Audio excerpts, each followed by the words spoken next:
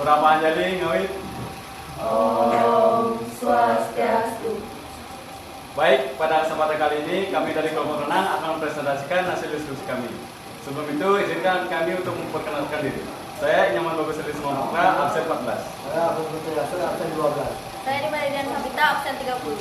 Saya Niputu Monoswari, absen 32. Saya Karimani Probandari, absen 22. Saya Nimaridian Sabita Sundareti, absen 24. Baik, di sini saya akan menjelaskan pengertian renang. Secara sederhana, renang adalah upaya untuk menggerakkan, mengapungkan, atau mengangkat semua bagian tubuh ke atas permukaan air. Selain itu, sebagai jenis olahraga, terdapat juga beberapa definisi renang menurut para ahli sebagai berikut. Yang pertama, Casio Dwijowinoto 1979. Renang adalah cabang olahraga yang diajarkan pada semua umur, baik anak-anak maupun dewasa. Bahkan bayi yang baru berumur beberapa bulan juga dapat diajar berenang. Yang kedua, menurut Muhajir 2004 166.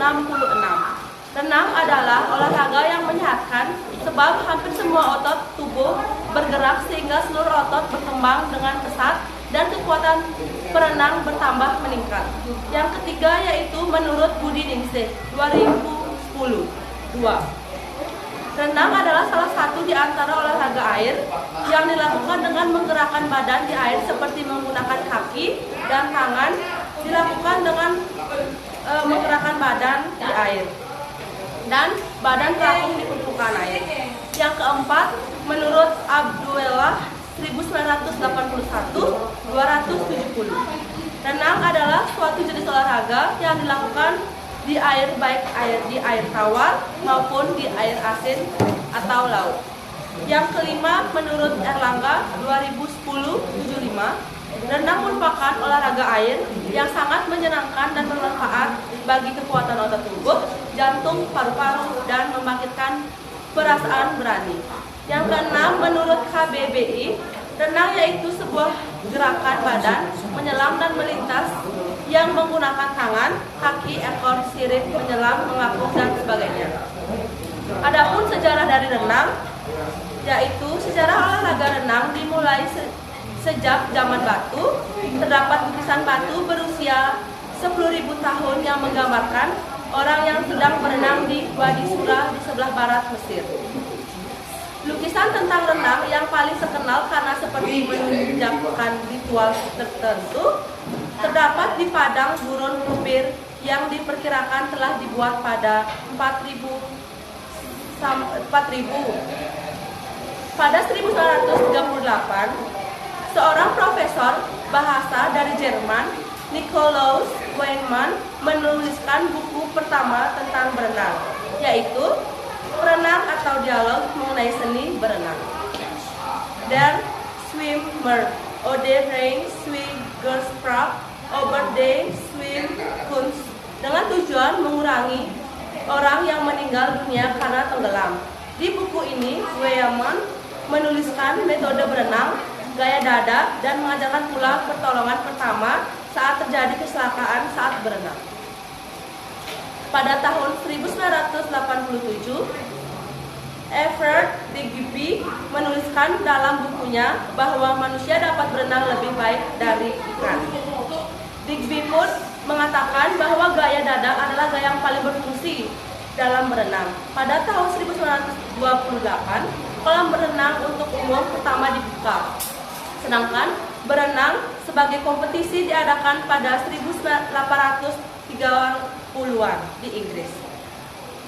Pada tahun 1844, pertandingan di London ini diikuti oleh 2 orang Amerika. Para peserta Inggris menggunakan gaya dada tradisional, sedangkan 2 orang berkebangsaan Amerika memakai berbagai macam gaya yang sudah biasa dilakukan oleh orang Amerika dari generasi ke generasi, tapi tidak diketahui oleh orang Inggris sebelumnya. Pada tahun 1892, kompetensi olahraga renang untuk perempuan pertama berenang pada perempuan. Dia membuat berenang olahraga yang bisa dilakukan oleh berbagai gender. Dia pun yang mengajarkan berenang pada perempuan. Olimpiade berenang pertama dimenangkan oleh Alfred Hajos dan Hungrai pada 1896 di Athena. Pada 1908, Federation International de Natation Amateur atau yang bisa disebut dengan FINA terbentuk. Pada 1922, Johnny Weissmuller menjadi perenang pertama yang mampu melewati 100 meter dalam waktu kurang dari 1 menit. Dari sejarah olahraga renang, terlihat bahwa seiring berjalannya waktu, renang menunjukkan perkembangan dan signifikan hingga pada tanggal 21 Maret 1951 berdirilah Persatuan Berenang Seluruh Indonesia yang disingkat PBRSI. Sebagai organisasi yang berkecimpung pada olahraga renang di Indonesia, Indonesia sendiri terdaftar sebagai anggota Federasi Renang Indonesia sejak tahun 1952. Mulai tahun itu juga perenang Indonesia mulai mengikuti perlombaan dalam ajang Olimpiade Helsinki hingga sekarang. Indonesia terus mengirimkan perenang-perenangnya dalam ajang Olimpiade tiap 4 tahun sekali. Jadi selanjutnya organisasi yang menaungi renang. Juga organisasi renangnya adalah FINA. FINA merupakan singkatan dari Federation International Federation atau Federasi Renang Internasional yang dibentuk pada 19 Juli 1998 di London, Inggris. Bertepatan dengan berakhirnya Olimpiade pada 1998. Untuk organisasi renang di FINA didirikan oleh 8 federasi nasional, di antaranya Belgia, Denmark, Prancis, Finlandia, Jerman, Inggris Raya, Hungaria, dan Swedia. Selain renang, FINA juga merupakan induk organisasi internasional polo air, selam, renang indah, dan renang perairan terbuka. Markas besar FINA berada di Brussels, Swiss. Selain mengadakan kejuaraan internasional dan regional, induk organisasi renang dunia adalah FINA. Berusaha memajukan olahraga renang di seluruh dunia. Antara lain dengan nama jumlah fasilitas olahraga renang, FINA sangat berperan penting dalam pengembangan olahraga renang di dunia. Selain itu, peran FINA untuk mengatur kompetisi akuatik sekali menjadi acuan olahraga akuatik yang diikuti renang, polo air, renang indah, selam, dan renang perairan terbuka. FINA juga memiliki tugas dan tanggung jawab utama adalah untuk mengatur segala peraturan pertandingan yang akan diaplikasikan oleh induk organisasi renang di tiap negara. Selain itu, masih banyak tugas dan tanggung jawab FINA, yakni yang pertama, mendorong kesadaran global tentang pentingnya aktivitas fisik melalui gerakan disiplin akuatik. Yang kedua, membuat aturan bersama olahraga akuatik untuk renang, polo air, selam, renang indah, dan renang perairan terbuka. Yang ketiga, memastikan bahwa pertandingan olahraga renang berjalan adil dan bebas narkoba. Yang keempat, memperkuat kerjasama dan saling mendukung dengan federasi anggota nasional FINA di 5 benua. Yang kelima, mengorganisir kejuaraan dunia dan kompetisi FINA lainnya. Yang keenam, meningkatkan kesadaran dengan pelestarian lingkungan. Dan yang terakhir, mendorong orang-orang dalam olahraga dengan menggunakan platform media. Induk organisasi renang di Indonesia adalah Persatuan Renang Seluruh Indonesia atau disingkat PRSI. Organisasi renang ini berdiri pada tahun 1 Maret 1991 di Jakarta dengan ketua umum pertamanya adalah Prof. Dr. Perbu Sudarmo. Baik, sekian dari saya, akan dilanjutkan oleh Mas. Baik, di sini saya akan menjelaskan sarana dan prasarana dalam renang. Yang pertama, sarana. Pakaian renang sudah didesain khusus agar seseorang bisa memperlancar gerakan pada saat berenang. Namun kita bisa saja berenang menggunakan pakaian sehari-hari. Akan tetapi pada saat melakukan gerakan belum tentu pakaian kita yang terbuat dari katun bisa memperlancar pergerakan kita saat di dalam air. Mengingat bahan katun dapat menyerap air. Yang kedua, kacamata renang. Kacamata renang merupakan hal yang penting bagi di dalam olahraga renang karena pada saat di dalam air jika mata tidak memakai kaca renang maka akan terasa perih serta terlihat buram akibat garis pada dasar kolam tidak terlihat dan jarak pandang menjadi dekat serta mata dapat terkena iritasi akibat terlalu sering terkena kandungan kaporit dalam air kolam. Yang ketiga ada penutup kepala. Penutup kepala ini terbuat dari karet sehingga menjaga rambut yang panjang agar tidak terurai keluar sehingga dapat mengakibatkan terhalangnya penglihatan serta jika kita terlalu lama berenang maka akan membuat rambut kita menjadi keras, kering, lengket, dan kaku. Hal ini karena efek dari kaporit yang terkandung di dalam kolam renang. Yang keempat, penutup telinga yang berfungsi untuk menjaga telinga agar tidak kemasukan air pada saat berenang. Alat ini bermanfaat untuk kita berlatih renang gaya bebas maupun gaya punggung. Yang kelima, kaki katak. Kaki katak merupakan peralatan renang yang dipasang di telapak kaki. Kaki katak terbukti mampu mempercepat gerakan, terutama pada renang gaya bebas. Yang keenam yaitu hand pedal. Berfungsi sama dengan kaki katak, namun pemakaian hand pedal sendiri dipakai pada tangan. Hal ini berfungsi menambah kecepatan saat renang atau melatih kekuatan tangan. Bermanfaat alam melatih renang gaya crawl atau kupu. Yang keenam, pelampung seluncur.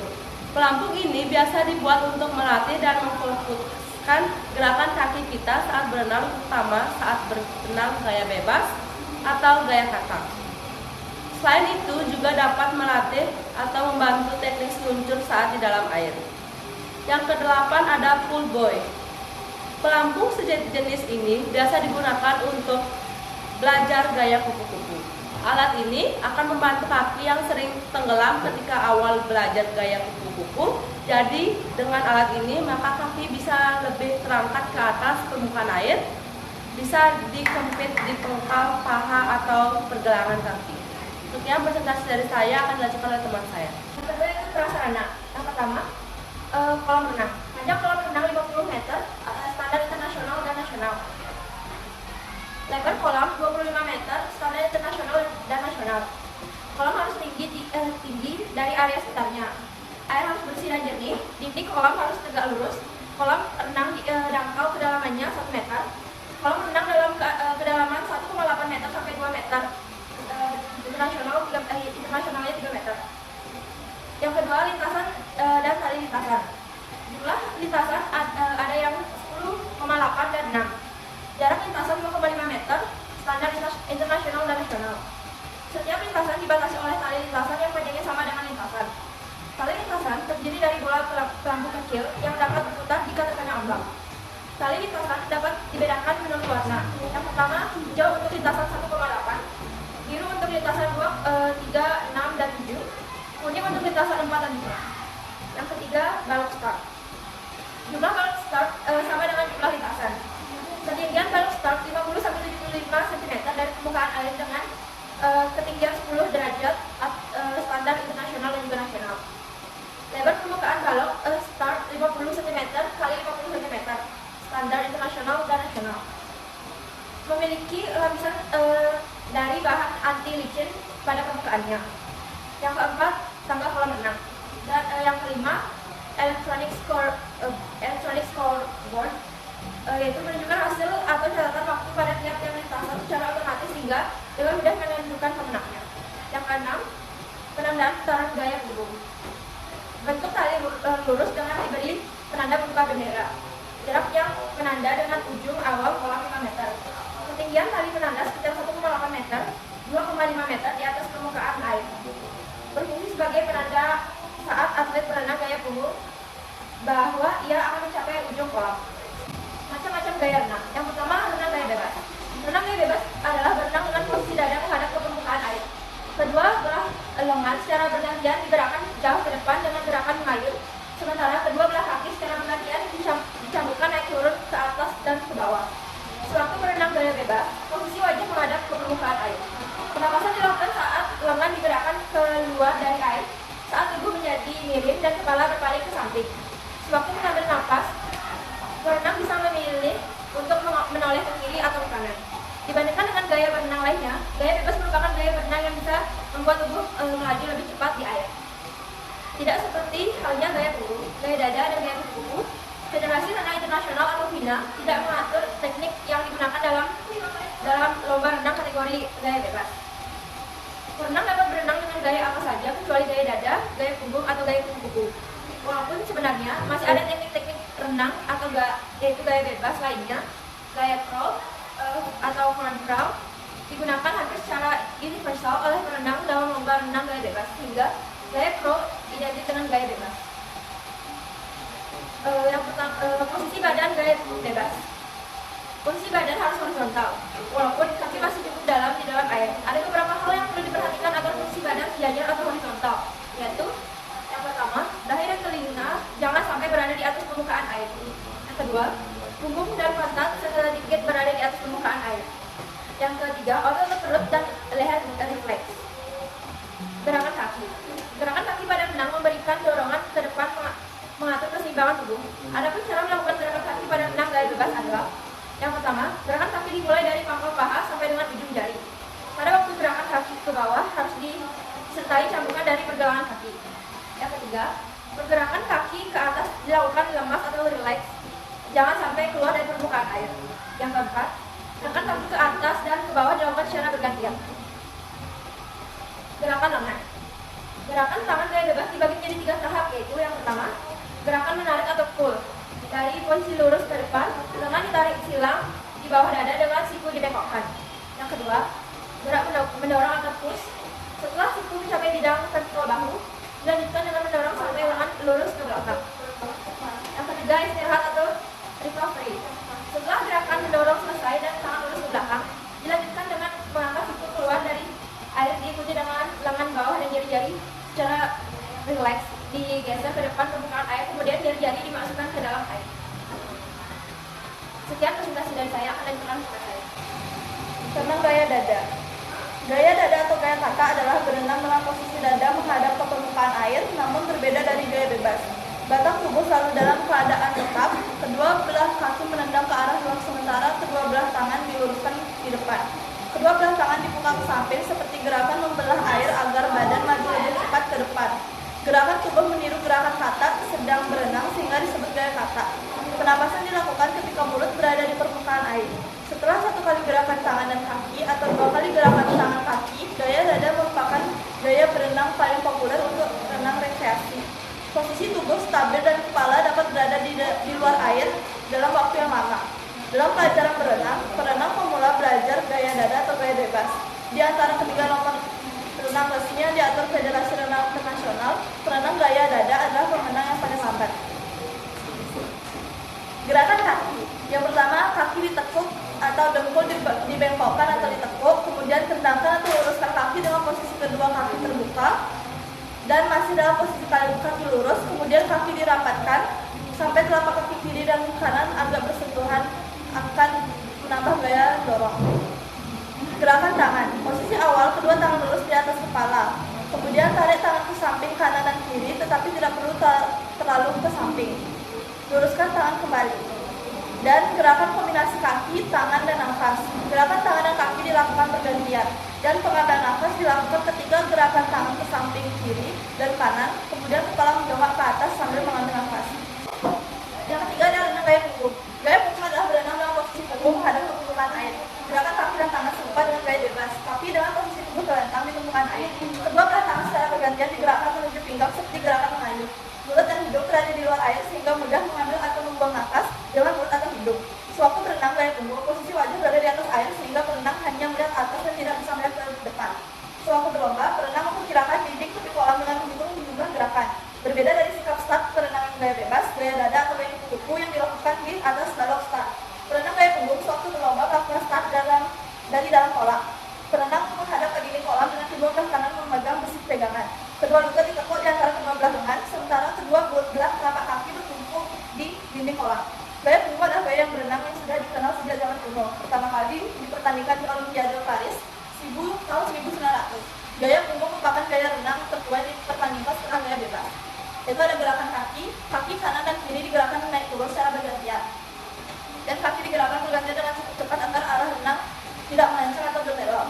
Gerakan tangan, posisi awal 1 tangan lurus di atas kepala, kemudian langsung mengayuh ke belakang menuju pinggang, dan kemudian akan keluar dari permukaan air dan kembalikan ke posisi awal. Gerakan kombinasi kaki, tangan, dan nafas. Kaki terus bergerak seperti pada poin 1 di atas. Dengan gaya ini, tidak akan ada masalah kesulitan dalam pengambilan nafas, karena wajah kita berada di atas air. Mungkin yang jadi masalah adalah apakah kita sudah sampai di ujung kolam atau belum, karena kita tidak bisa melihatnya. Hal ini bisa dibatasi dengan menghitung gerakan tangan. Sekian hasil presentasi saya, akan dilanjutkan oleh teman saya. Baik, saya akan melanjutkan presentasi dari teman saya. Yang keempat ada renang gaya kupu-kupu. Gaya kupu-kupu adalah salah satu gaya berenang dengan posisi dada menghadap ke permukaan air. Kedua belah lengan secara bersamaan diletakkan ke bawah dan digerakkan ke arah luar sebelum diayunkan ke depan. Sementara kedua belah kaki secara bersamaan menendang ke bawah dan ke atas seperti gerakan sirip ekor ikan atau lumba-lumba. Udara dihembuskan kuat dari mulut dan hidung sebelum kepala muncul dari air, dan udara dihirup lewat mulut ketika kepala berada di luar air. Dibandingkan gaya renang lainnya, berenang gaya kupu-kupu memerlukan kekuatan yang besar dari berenang. Berenang secepat gaya kupu-kupu dapat berenang lebih cepat dari berenang gaya bebas. Kecepatan renang gaya kupu-kupu didapat dari ayunan kedua belah tangan secara bersamaan. Gaya kupu-kupu adalah gaya renang terbaru dari pertandingan renang. Renang gaya kupu-kupu pertama kali ikut dalam lomba renang pada tahun 1933. Berbeda dari gaya renang gaya bebas, gaya dada dan gaya punggung yang umumnya dapat mudah dikuasai. Pemula perlu waktu lebih lama untuk mempelajari koordinasi gerakan tangan dan kaki dalam gaya kupu-kupu. Sebagian besar pemuda juga menganggap gaya kupu-kupu sebagai gaya tersulit untuk dipelajari. Dibandingkan ketiga gaya berenang lainnya, teknik gerakan yang buruk dalam gaya kupu-kupu tidak dapat ditutupi dengan besarnya tenaga yang dikeluarkan perenang. Pertama dari gerakan kaki. Posisi awal kaki dan paha dengan posisi lurus. Dengkul tidak boleh ditekuk. Juga kedua telapak kaki dalam posisi agak berdekatan, yaitu agak rapat satu sama lainnya. Kemudian gerakan kedua kaki secara bersamaan sedikit ke atas permukaan air. Yang kemudian dijatuhkan kedua kaki secara bersamaan ke bawah sehingga memunculkan dorongan ke depan dan pinggul akan terdorong dan naik ke depan. Yang kedua, gerakan tangan. Posisi awal kedua tangan lurus di atas kepala, yaitu kedua telapak tangan berdekatan, tapi tidak perlu menempel dengan satu dengan yang lainnya. Yang kemudian tarik kedua tangan ke bawah secara bersamaan, terus tarik sampai ke belakang. Yang selanjutnya, angkat kedua tangan secara bersamaan keluar dari permukaan air dan ayunkan kembali ke depan. Yang ketiga, gerakan kombinasi kaki, tangan, dan nafas. Gerakan kaki seperti pada poin satu di atas. Kemudian digerakkan kedua tangan ke bawah secara bersamaan. Pada waktu gerakan tangan ke bawah, inilah saat kita sedikit menaikkan kepala ke atas untuk mengambil nafas. Gerakan kaki dan tangan dilakukan bergantian. Baik, selanjutnya ada teknik pernapasan yang baik dan benar. Pernapasan sangat penting dalam olahraga renang karena kekuatan dan kecepatan seorang perenang dapat dipengaruhi oleh kekuatan nafas. Pertama, berdiri di tepi kolam dengan rendah, namun pastikan wajah tetap berada di atas permukaan air. Yang kedua, bernapaslah melalui mulut, tahan beberapa waktu dan masukkan kepala ke dalam air. Jangan lupa hembuskan melalui hidung. Yang perlu diingat lagi adalah menghirup napas melalui mulut dan menghembuskannya melalui hidung. Yang ketiga, tidak kalah penting, yaitu melakukan latihan terus-menerus sehingga menemukan pola pernapas yang khas sesuai kemampuan sendiri. Disarankan para ahli, latihan pernapasan dilakukan 10-15 kali setelah latihan agar napas kuat. Demi keselamatan dari kenyamanan saat berenang, penting untuk melakukan pernapasan pada waktu di dalam dan di atas permukaan air. Saat berenang, pengambilan napas dilakukan hanya melalui mulut dan sewaktu mengeluarkan napas dapat melalui mulut ataupun hidung dan mulut. Pada saat mengambil napas, lakukan secepat mungkin dan sebanyak mungkin melalui mulut di atas permukaan air. Pengambilan napas melalui mulut ini dengan bantuan otot dada tanpa menghembus. Pengambilan napas melalui mulut ini ada dua cara, yaitu pertama, mulut dibuka lebar-lebar agar dapat memasukkan udara sebanyak mungkin. Cara kedua, bibir atas bawah dan gigi terpisah secukupnya dan tidak dibuka lebar-lebar. Kuatkan kemungkinan kemasukan air ke dalam batang tenggorokan. Pengeluaran napas dilakukan melalui mulut atau mulut dan hidung sedikit demi sedikit. Untuk itu akan terlihat adanya gelembung-gelembung udara dalam air. Pada waktu mengambil napas, muka ke samping dan mulut di atas permukaan air. Selanjutnya dengan cepat ambil napas sebanyak-banyaknya. Lalu kembali muka ke bawah permukaan air. Saat muka ke bawah, keluarkan udara melalui mulut dan hidung sedikit demi sedikit dan tahan selama mungkin. Kalau sudah tidak kuat, kembalilah ambil napas. Baik, sekian dari presentasi dari saya, akan dilanjutkan oleh Mas. Dari presentasi akan saya lanjutkan teknik pernafasan yang baik dan benar. Pernafasan sangat penting dalam olahraga renang karena kekuatan dan kecepatan seorang perenang sangat dipengaruhi oleh kekuatan nafas. Pertama, berdiri di tepi kolam dengan rendah, namun pastikan wajah tetap berada di atas permukaan air. Kedua, bernafaslah melalui mulut. Tahan beberapa waktu dan masukkan kepala ke dalam air. Jangan lupa hembuskan melalui hidung. Yang perlu diingat adalah menghirup napas melalui mulut dan menghembuskannya melalui hidung. Ketiga, yang tidak kalah penting, melakukan latihan terus-menerus hingga menemukan pola bernapas yang khas sesuai kemampuan sendiri. Disarankan para ahli, latihan pernapasan dilakukan 10-15 kali setelah latihan agar napas kuat. Demi keselamatan dan kenyamanan saat berenang, penting untuk melakukan pernapasan pada waktu di dalam dan di atas permukaan air. Saat berenang, pengambilan nafas dilakukan hanya melalui mulut dan sewaktu mengeluarkan nafas dapat melalui mulut ataupun hidung dan mulut. Pada saat mengambil nafas, lakukan secepat mungkin dan sebanyak mungkin melalui mulut di atas permukaan air. Pengambilan nafas melalui mulut ini dengan cara bantuan otot-otot dada tanpa menghembus. Pengambilan nafas melalui mulut ini ada dua cara. Pertama, mulut dibuka lebar-lebar agar dapat memasukkan udara sebanyak mungkin. Cara kedua, bibir atas bawah dan gigi-gigi terpisah secukupnya dan tidak dibuka lebar-lebar, khawatir kemungkinan kemasukan air ke dalam batang tenggorokan. Pengeluaran nafas dilakukan melalui mulut atau mulut dan hidung sedikit demi sedikit. Untuk itu, akan terlihat adanya gelembung-gelembung udara dalam air. Pada waktu pengambilan nafas, muka ke samping dan mulut di atas permukaan air. Selanjutnya, dengan cepat ambil nafas sebanyak-banyaknya. Lalu kembali muka ke bawah permukaan air. Saat muka ke bawah, keluarkan udara melalui mulut dan hidung sedikit demi sedikit dan tahan selama mungkin. Kalau sudah tidak kuat, kembali ambil nafas. Latihan pernapasan dapat dilakukan dengan cara kedua tangan berpegangan pada setang atau besi di tepi kolam. Cara berpegangan, pegang besi dengan satu di antara satu tangan dengan lengan di bawah di dalam air. Siku-siku mengarah ke bawah. Tempatkan tangan lainnya pada dinding kolam tepat di bawah lengan yang di atas. Jari-jari tangan mengarah ke bawah. Tekanlah dengan tangan yang di bawah dan tariklah dengan tangan yang di atas sampai tubuh dalam sikap lurus pada permukaan dan di dalam air. Dari sikap tersebut, ambil nafas dan keluarkan nafas seperti pelaksanaan pernapasan sebelumnya. Saat pengambilan nafas, ini letak muka menyamping dan mulut di atas permukaan air. Keadaan ini menghambat gerakan maju. Oleh karena itu, perubahan sikap kepala menyamping ini harus dilakukan secepat mungkin. Pengambilan nafas dengan mulut ini dengan pertimbangan agar dalam waktu singkat udara dapat diambil sebanyak-banyaknya dibanding pernapasan dengan hidung. Lantaran kepala hanya sebentar saja di atas permukaan air, maka pengeluaran nafas harus dilakukan pada waktu kepala berada di bawah permukaan air. Pengaturan waktu bernapas.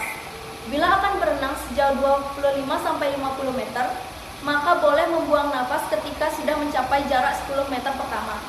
Lalu kembali ke pola pernapasan teratur, yaitu bernapas setiap 2-3 gerakan ketika sudah mau mencapai garis akhir di mana akan membutuhkan banyak tenaga. Selanjutnya, manfaat renang. Yang pertama, manfaat pertama adalah meningkatkan kualitas jantung dan peredaran darah. Jantung merupakan organ tubuh yang memompa darah agar mengalir ke seluruh tubuh. Sedangkan darah tersebut mengangkut sari-sari makanan dan oksigen sehingga terjadi proses pembakaran serta menghasilkan energi yang diperlukan untuk bergerak. Manfaat kedua, meningkatkan kapasitas vital paru-paru. Paru-paru berfungsi untuk mengambil oksigen yang sangat diperlukan dalam proses oksidasi atau pembakaran. Renang akan melatih kerja paru-paru dan meningkatkan kemampuan paru-paru untuk mengambil oksigen yang banyak. Dengan terpenuhnya oksigen, maka proses pembakaran dalam tubuh menjadi lancar sehingga energi yang diperlukan dapat terpenuhi. Manfaat terakhir, mempengaruhi otot menjadi berisi. Ketika berenang akan terjadi gerakan otot yang dinamis dan otot akan bekerja terus-menerus.